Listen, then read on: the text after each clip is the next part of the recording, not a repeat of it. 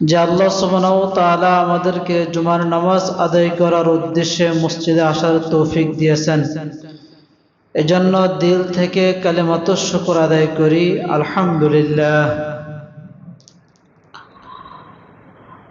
আমরা সূরা জিলজালের তাফসীর শুনতেছিলাম। গত দুই জুমায় আমরা সূরা জিলজালের আলোচনা শুনছি।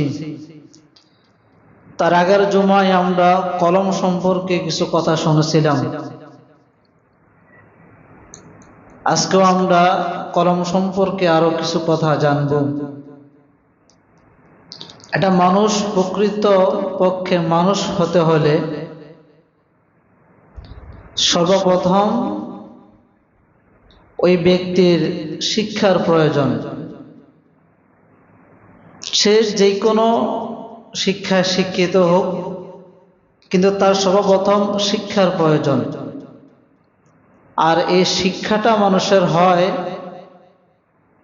কলম, লেখাপড়া, তার পাশাপাশি তার জ্ঞান যেটা আছে, আউট নলেজ, সবকিছুর মাধ্যমে মানুষ কি করে শিক্ষা অর্জন করে। এটা মানুষ যদি প্রাতিষ্ঠানিক শিক্ষায় শিক্ষিত হতে হয়, তাহলে অবশ্যই তার লেখাপড়ার প্রয়োজন আছে। লেখাপড়ার বিকল্পে সে প্রাতিষ্ঠানিক শিক্ষায় শিক্ষিত হওয়া তার পক্ষে কিনা সম্ভব না। এটা মানুষ ডাক্তার, ব্যারিস্টার, উকিল, জজ, হাফেজ, মাওলানা, মুফতি, মানে সে যে শিক্ষায় শিক্ষিত হোক না কেন, লেখাপড়া তারা জানতে হবে। এজন্য দেখা যায় অন্ধ হলে কি হবে, সে যদি লিখতে না পারে কিন্তু তার পড়ার প্রয়োজন।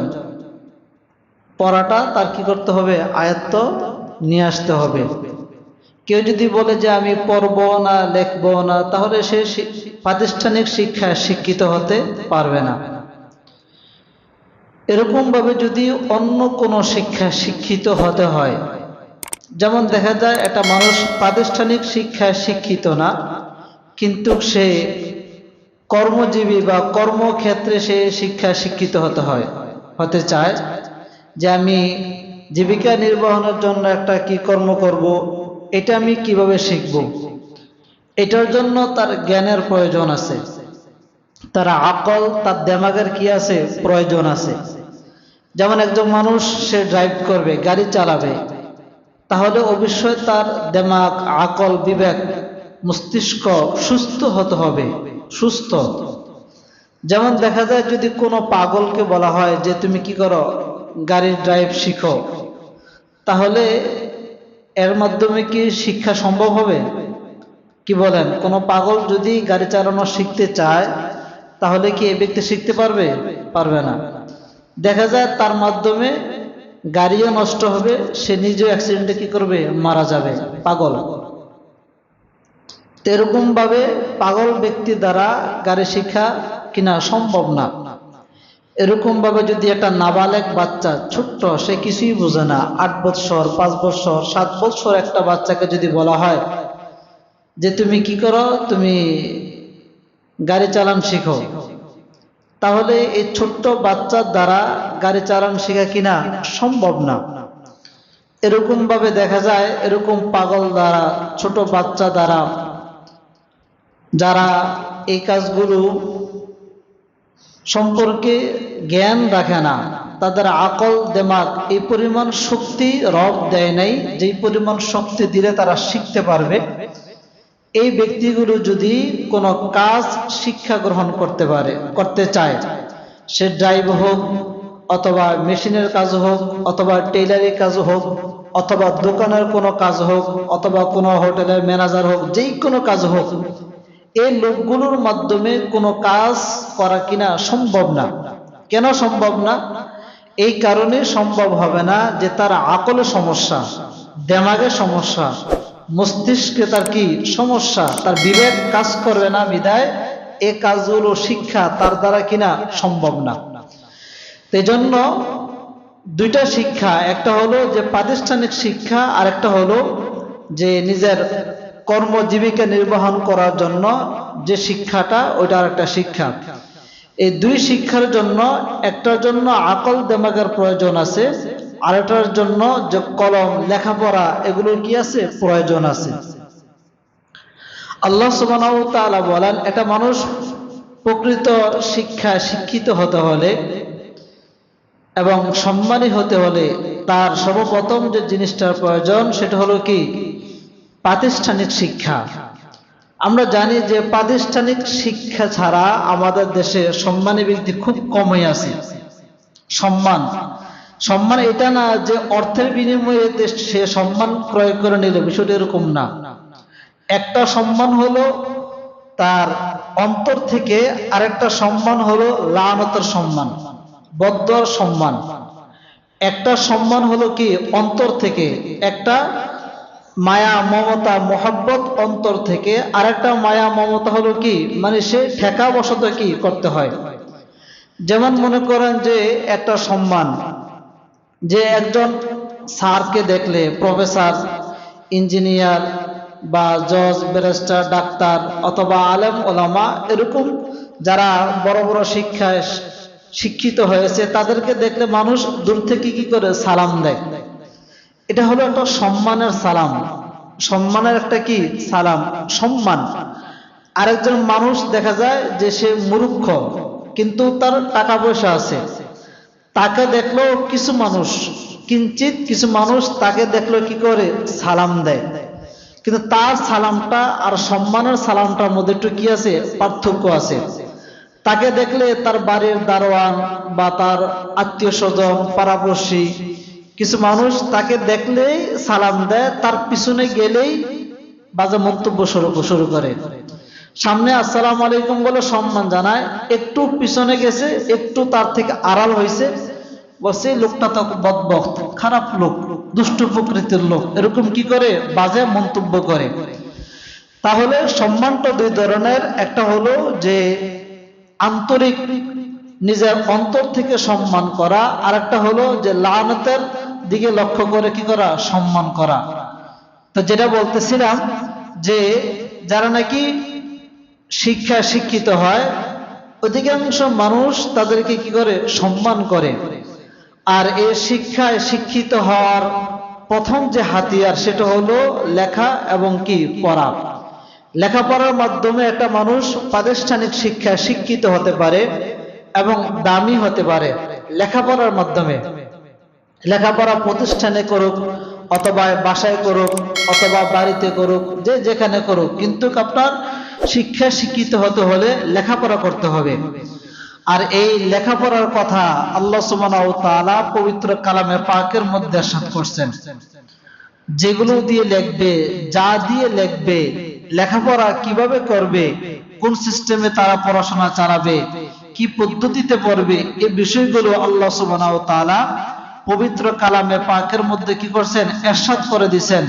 রাসূল সাল্লাল্লাহু আলাইহি সাল্লাম হাদিসের মধ্যে কি করছেন ইরশাদ করছেন। আমরা আগের জন্য বলেছিলাম যে আল্লাহ সুবহানাহু ওয়া তাআলা সর্বপ্রথম পৃথিবীতে কলম সৃষ্টি করছেন। এর দ্বারা উদ্দেশ্য হলো যে এই কলমটা দামি একটি কলম এবং এই কলমের সাথে সবকিছু কি আছে জড়িয়ে আছে।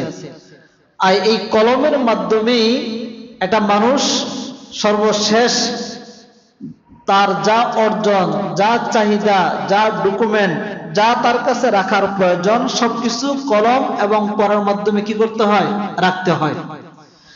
কলমটাও বা কলমের লেখাটাও দুই ধরনের হয়ে থাকে। একটা কলম একটা লেখা এটা ইসলামের পক্ষে চলে, আরেকটা কলম আরেকটা লেখা ইসলামের বিপক্ষে চলে। আবার বলি, একটা কলম বা কলমের লেখাটা ইসলামের পক্ষে যায়, আরেকটা কলম ওই কলমের লেখাটা ইসলামের বিপক্ষে যায়। যেমন উদাহরণ দিলে আপনারা বুঝতে পারবেন, যেমন আমাদের দেশে একটা রাষ্ট্রীয় আইন আছে, আমাদের দেশে সরকারিভাবে একটা রাষ্ট্রীয় আইন আছে যে আপনি নেশাদ্রব্য জিনিস সেবন করতে পারবেন। বা দোকানের মধ্যে কি করছে, বিভিন্ন দোকান যারা ব্যবসা বাণিজ্য করে তাদেরকে ট্রেড লাইসেন্স দিছে রাষ্ট্রীয়ভাবে, যে সীমিত একটা জায়গার মধ্যে এই জায়গা থেকে কি করা যাবে, নেশাদ্রব্য জিনিস মানুষ সেবন করতে পারবে, আনতে পারবে, এটা রাষ্ট্রীয় আইন। তাহলে রাষ্ট্রীয় আইন যে হলো, এটা তো মুখের কথা না।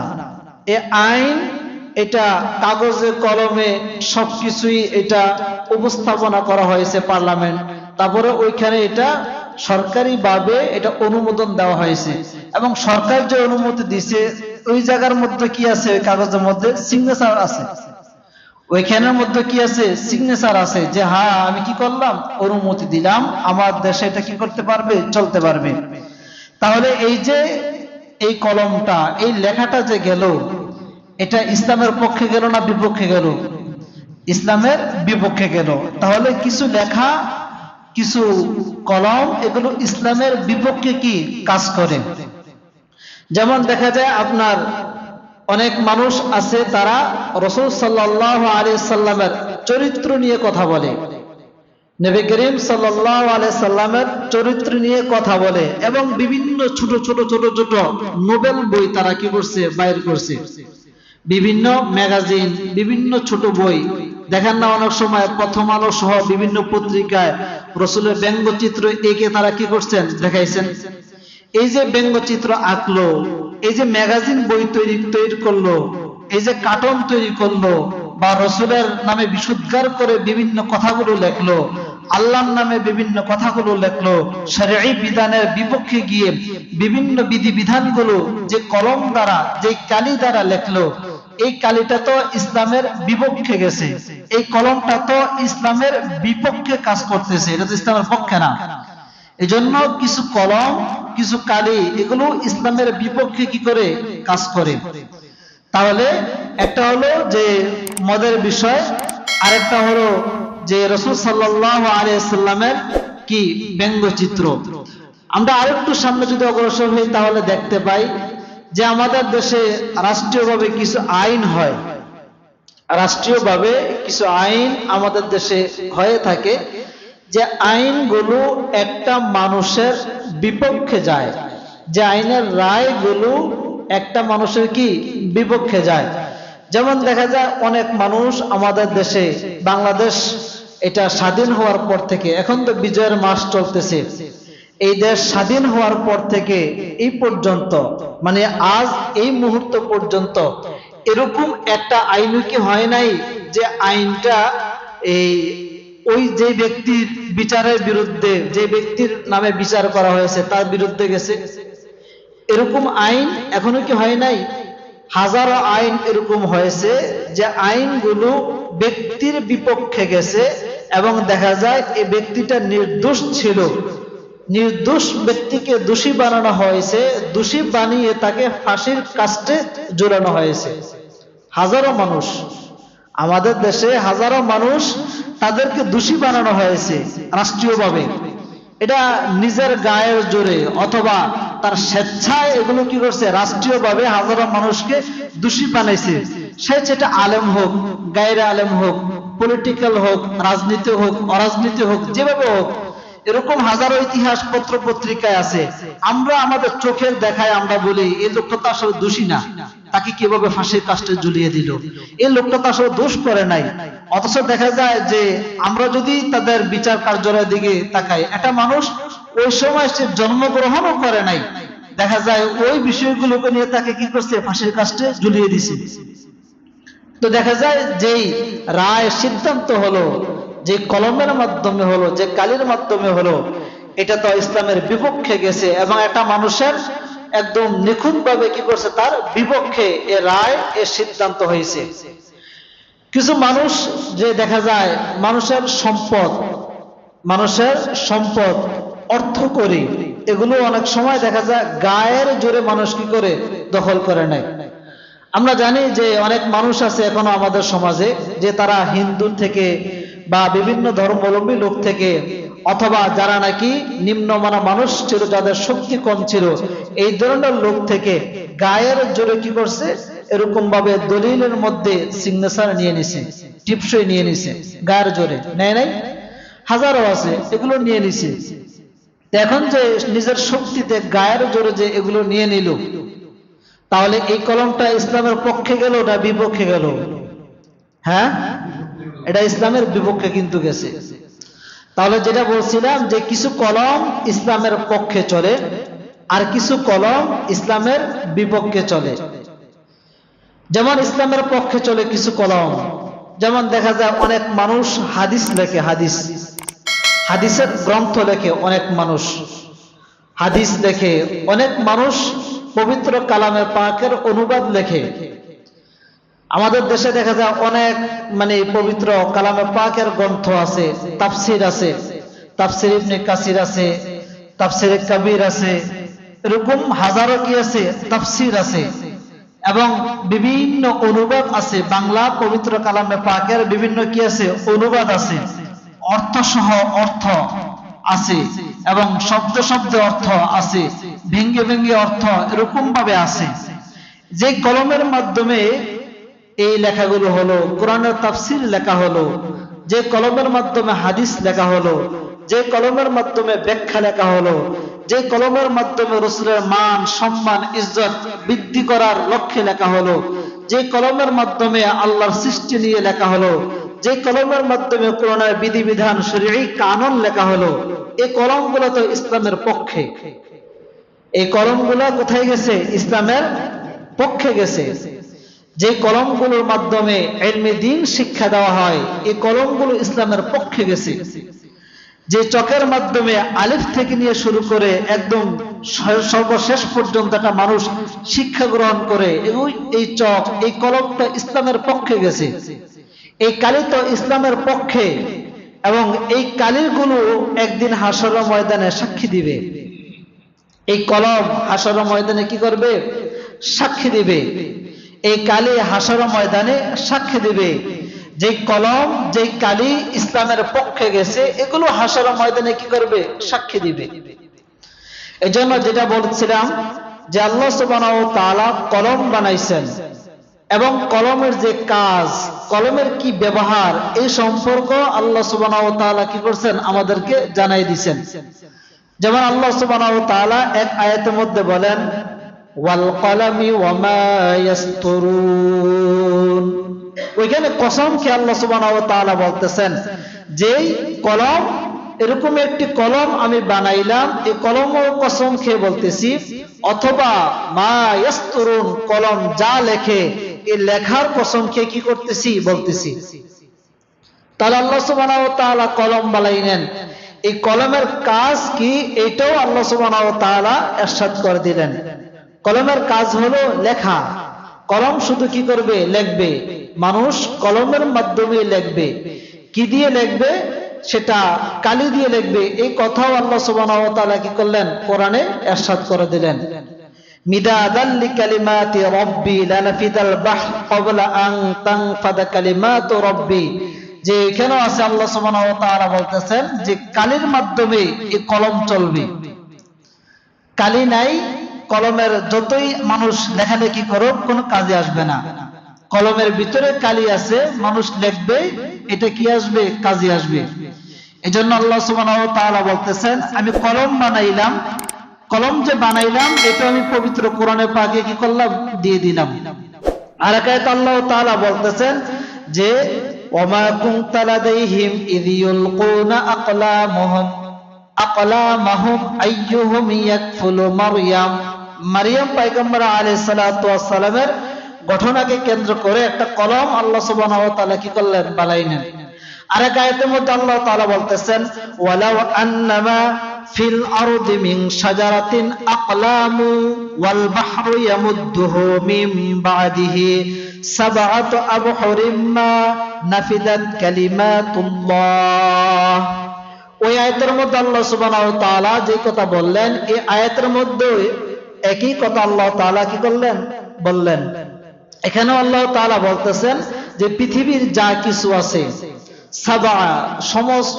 সপ্তম জমিন, সপ্তম আসমানে যত পানি আছে, যত সাগর আছে, সবগুলো যদি কালি হয়ে যায় আর সবকিছু মিলে যদি কলম হয়ে যায়, রব বলেন কালিমাতুল্লাহ, আমি আল্লাহ সুবহানাহু ওয়া তাআলার কথা যদি মানুষ লিখতেই থাকে, এক সময় লেখকের হাত শেষ হয়ে যাবে, লেখকের আঙ্গুল স্তব্ধ হয়ে যাবে, কালিয়ে শুকিয়ে যাবে, কলম ক্ষয় হয়ে যাবে।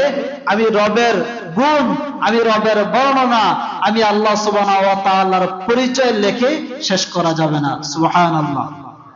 তাহলে কলম আল্লাহ তাআলা সৃষ্টি করছেন।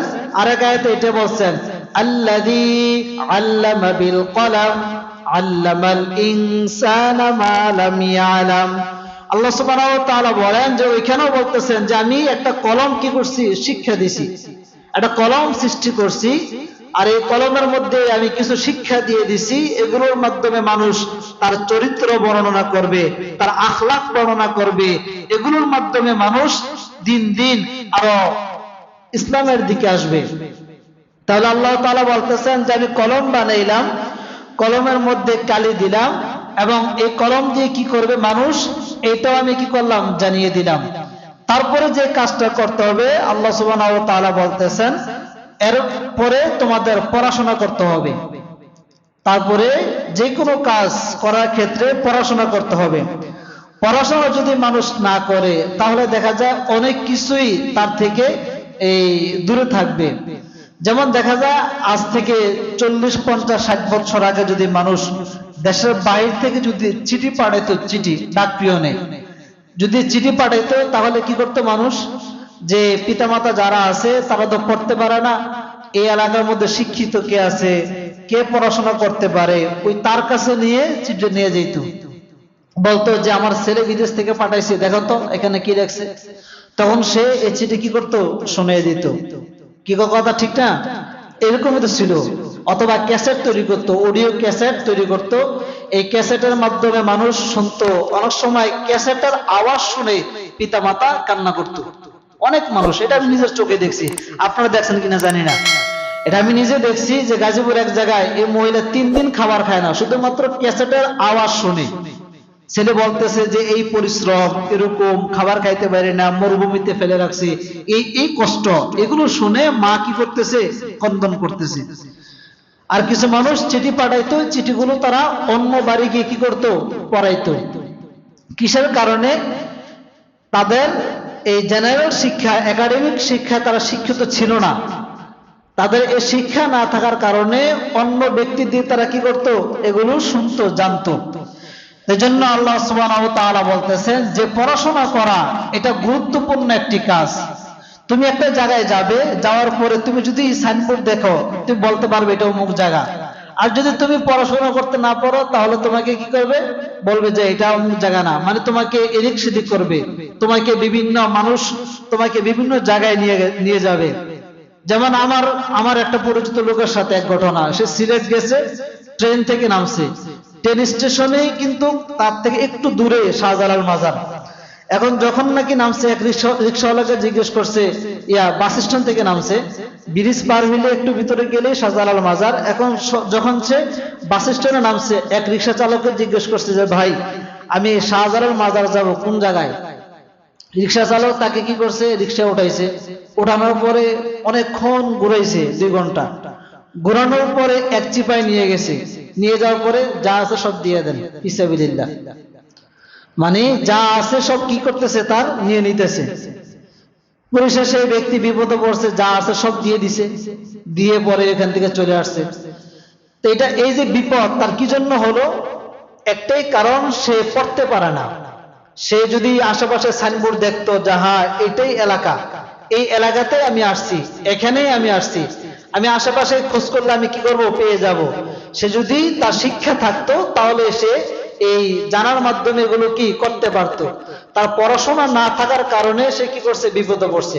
এরকম হাজারো মানুষ, লাখো মানুষ, অগণিত মানুষ শুধুমাত্র পড়াশোনা না থাকার কারণে বিভিন্ন ভাবে বিভিন্ন কি করে, বিপদে পড়ে। একজন ফকিরকে দেখতেছি বসুন্ধরাতে, আমি যখন ছিলাম, একজন ফকির দেখতেছি, সে একজন মানুষকে কি করলো, যে টাকা দিল গণনা করার জন্য, যে কত টাকা হয়েছে আপনি আমাকে কাউন্ট করে দেন। এ ব্যক্তি কি করছে, সে কাউন্ট করছে ঠিক, সবকিছু করছে ঠিক, টাকা এখানে আছে ঠিক, কিন্তু সে তাকে বলছে কি এত টাকা, মানে কম বলছে। একটু পরে আবার বলছে যে এ ভুল হয়েছে, দেখি একটু টাকাটা দেখি। তখন টাকা দেখছে, সে ওইদিকে গেছে, মানে ওইদিকে তাকাইছে, এই ফাঁকে সে কিছু টাকা পকেটে ঢুকাই ফেলছে।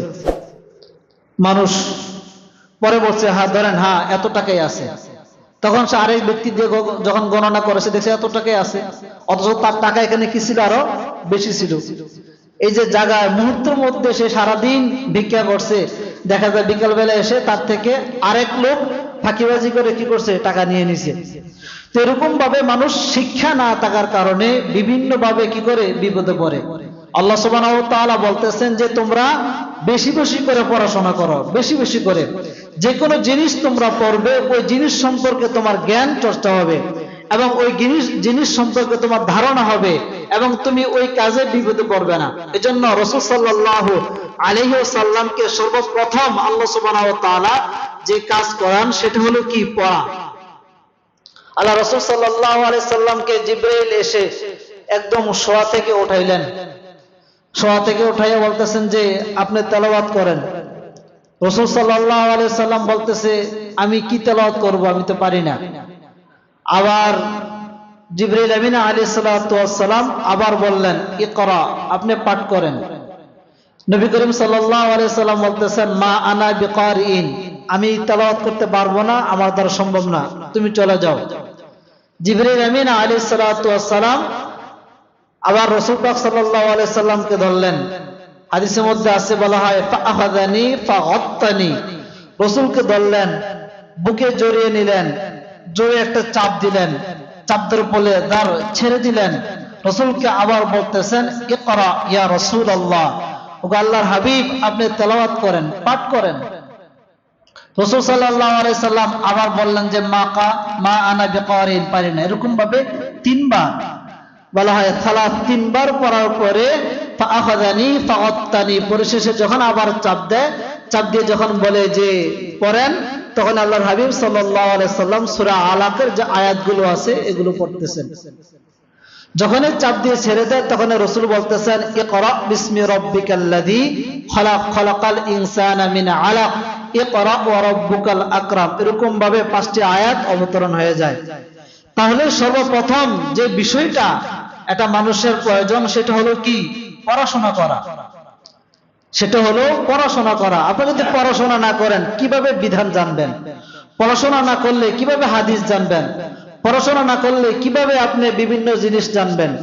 এজন্য নবী করিম সাল্লাল্লাহু আলাইহি সাল্লাম নিজে কি করতেন, নিজেই পড়তেন এবং রাসূল পাক সাল্লাল্লাহু আলাইহি সাল্লামের সাথে যারা পড়তে পারে, যারা লিখতে পারে, এই ধরনের ব্যক্তি সর্বদা রাখতেন, সর্বদাই।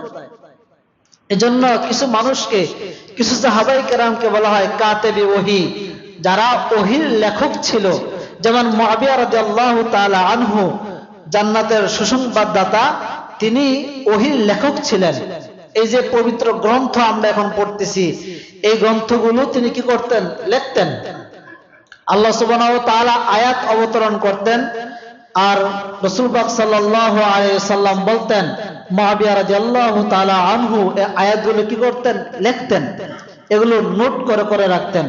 আবু হুরায়রা রাদিয়াল্লাহু তাআলা আনহু, জিনার থেকে সবচেয়ে বেশি হাদিস পাওয়া যায়, যে ব্যক্তিটা সবচেয়ে বেশি হাদিস কি করছে, বর্ণনা করছে, আবু হুরায়রা রাদিয়াল্লাহু তাআলা আনহু। অথচ এই ব্যক্তিটা মানে অনেকে বলতো এই ব্যক্তিটা কি অসুস্থ, রোগা, মরা, মির্কি ব্যারাম তার হয়েছে, এরকম অনেকে মনে করত। অথচ ক্ষুধার তাড়নায় তার এই অবস্থা ছিল, সে খাবার খাইতো না। নবী করিম সাল্লাল্লাহু আলাইহি সাল্লাম তাকে পাঠাই দিতেন, যাও তুমি চলে যাও, তুমি পরে এসো। সে আস্তে করে ওদিক দিয়ে ঘুরে আবার এদিক দিয়ে এসে উপস্থিত।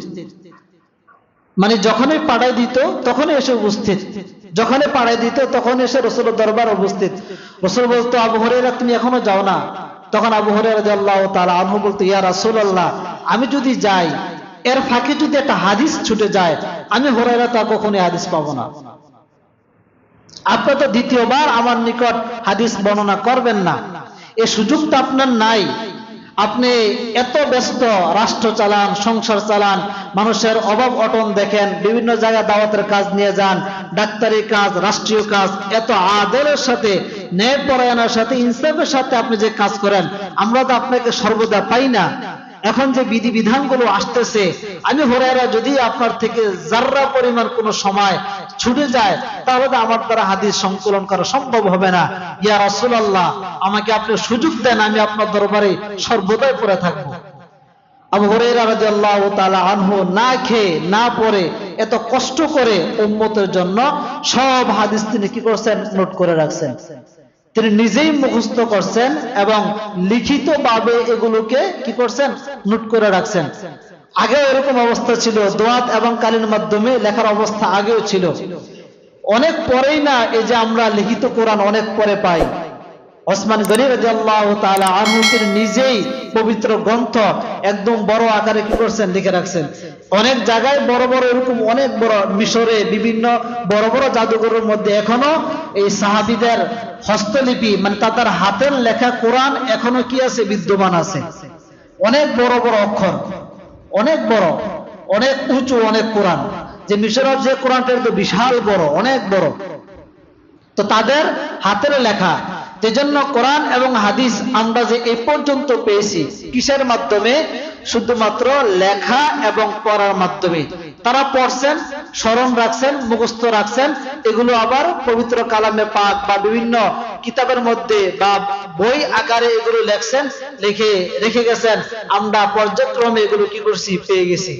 তারা যদি এগুলো লেখে না রাখতেন, তারা যদি এগুলো পড়ে না রাখতেন, তাহলে এই পর্যন্ত আমরা কোরআন হাদিস কোনো কিছুই পাইতাম না। কি বলেন, পাইতাম? কোনো কিছুই পাইতাম না, কোরআন পাইতাম না। প্রথম যে কোরআন আমরা পড়ি এটাই পাইতাম না, যে হাদিস ছিল এগুলো পাইতাম না। এগুলো কিসের মাধ্যমে পাই? তারা পড়াশোনা করছেন, লেখছেন, এই জন্য আমরা এগুলো এখনো কি করতেছি, পাইতেছি। তো যেটা বলছিলাম যে আল্লাহ সুবহানাহু ওয়া তাআলা যে পবিত্র গ্রন্থ অবতরণ করছেন, এর মধ্যে লেখার মাধ্যমে এগুলো আমাদের নিকট আসছে। আর লিখতে কলমের প্রয়োজন। কলমটা দুই প্রকার, একটা কলম ইসলামের পক্ষে কাজ করে, আর একটা কলম ইসলামের বিপক্ষে কাজ করে। যেমন দেখা যায় এখন আমাদের যে শিক্ষা যে আসতেছে, বইয়ের মধ্যে যে লিখে দিছে এই জিনিসগুলো, বইয়ের মধ্যে যে বিষয়গুলো এখন লিখে দিল, এই কলমটা তো ইসলামের বিপক্ষে কাজ করছে। এই কলমটা ইসলামের পক্ষে না বিপক্ষে? ইসলামের বিপক্ষে কাজ করছে।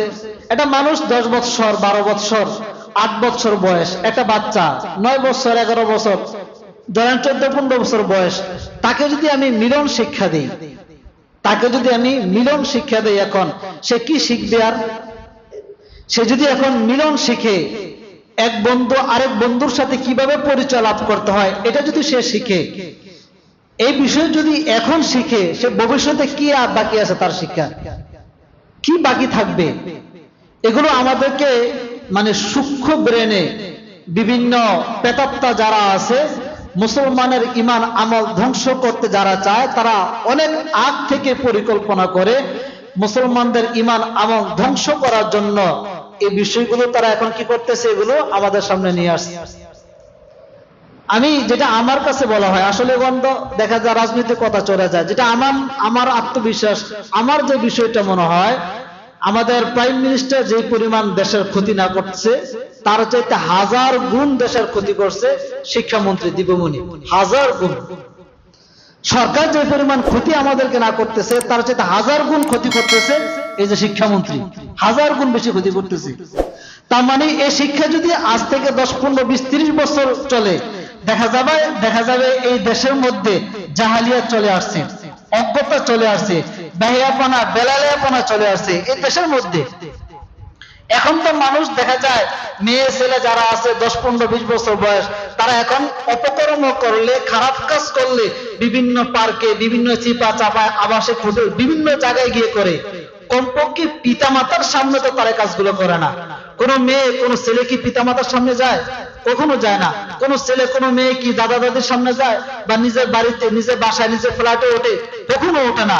দেখা যাবে যখন নাকি এই বিষয়গুলো মানে এই চোখের পর্দা, চোখের শরম যখন তাদের উঠে যাবে, তখন দেখা যাবে তারা ইউরোপের মতো, এই ইউরোপ যারা আছে তাদের মতো পিতামাতার সামনে, আত্মীয়র সামনে, পাড়াপড়শির সামনে তারা ছেলে মেয়ে ওপেনে উলঙ্গ হয়ে তারা কি করবে? ঘোরাফেরা করবে। এখন যেরকম ভাবে বাইরের রাষ্ট্রগুলোর মধ্যে ওপেনে পিতামাতার সামনে তারা এই ঘোরাফেরা করে, আমাদের দেশে একই অবস্থা হবে। আমাদের তো একটা চোখের শরম আছে। একটা 15 বছর একটা ছেলে, তার একটা চোখের শরম আছে, এখনো চোখের যে লজ্জার একটা পর্দা আছে, পর্দা এখনো কাটে নাই। চোখ শরমে, ইজ্জতে, মান সম্মানে এসে মেয়েকে নিয়ে তার বাবার সামনে যাবে, এই চোখ শরম তার এখনো আছে, এর জন্য যায় না। কেন যায় না? যে তার চোখের মধ্যে এখনো লজ্জা আছে। আর যদি এই বাচ্চাগুলোকে যদি বলা হয় যে তুমি কার সাথে বন্ধু হবে, কোন মেয়েটা তোমার বান্ধবী হবে, তার সাথে তুমি কেমন আচরণ করবে, যৌন মিলন কিভাবে করতে হয়, যৌনাঙ্গ কি, মহিলাদের যৌনাঙ্গ কি, এই জিনিসগুলো যদি সে 10, 12, 15 বছর ক্লাসের মধ্যে প্র্যাকটিক্যালে পড়ে, এখন তো প্র্যাকটিক্যাল চলে আসছে, দেখেন না রিক্সা, ওই যে ডিমবাজি, আরো বিভিন্ন এগুলো কিভাবে করতে হয় এগুলো প্র্যাকটিক্যাল করতেছে না। এখন তো এগুলো ভিডিও ভাইরাল ফেসবুকের মধ্যে, যে সারারা প্র্যাকটিক্যাল করে, রিক্সা চালক প্র্যাকটিক্যাল, বিভিন্ন ড্রাইভিং এর কাজ, বিভিন্ন কাজ এগুলো প্র্যাকটিক্যালে দেখাইতেছে। এগুলো দেখানোর মানে কি যে একটা মানুষ কি শিক্ষা বাদ দিয়ে এগুলো করবে? এগুলো তো যারা নাকি আলাদা সেক্টর তো এগুলো ভাগ আছে, ওগুলো শিক্ষার জন্য তো ছেড়ে দেওয়া দরকার। আমরা ওগুলো কি করতেছি, এখন শিক্ষা দিতেছি। আর বিষয় হলো যে ক্লাসের মধ্যে যদি এই জিনিসগুলো শিক্ষা দেওয়া হয়, দেখা যাবে একটা মানুষের চোখের শরম, একটা বাচ্চার চোখের লজ্জা হায়া তার একেবারেই শেষ হয়ে যাবে। যখন চোখ শরম হায়া লজ্জা শেষ হয়ে যাবে, তখনই সে ওপেনে পিতা মাতার সামনে মেয়ে ছেলে একসাথে হাতে তার কোনো কি আসবে না, বাধা আসবে না। তো এগুলো আমাদেরকে শিক্ষা দিতেছে। এই যে কলমের মাধ্যমে এটা গেল, যে কলম এটা বরাদ্দ করলো, যে কলমের মাধ্যমে এগুলো এই বইগুলো লেখলো, যে কালির মাধ্যমে এগুলো লেখলো, এগুলো ইসলামের বিপক্ষে, এই কালিগুলো ইসলামের বিপক্ষে। এজন্য রাসূল সাল্লাল্লাহু আলাইহি সাল্লাম বললেন যে কাল হাসর ময়দানে সাক্ষী দিবে, আল ইয়াউমা নাখতিমু আলা আফওয়াহিহিম ওয়া তুকাল্লিমুনা আইদিহিম ওয়া তাশহাদু আরজুলুহুম বিমা কানু ইয়াকসিবুন। হাত সাক্ষী দিবে, পা সাক্ষী দিবে, জায়গা সাক্ষী দিবে, জমিন সাক্ষী দিবে, আল ওয়াক্ত সময় সাক্ষী দিবে। যেই কলমের মাধ্যমে বিধান লিখতেছি, কলম হাসর ময়দানে সাক্ষী দিবে সে আমার মাধ্যমে ইসলামের বিপক্ষে কাজ করছে। কলম সাক্ষী দিবে, কালি সাক্ষী দিবে আমার মাধ্যমে ইসলামের বিপক্ষে কাজ করছে। তাদের সাক্ষীর মাধ্যমে একটা মানুষ জাহান্নামে চলে যাবে।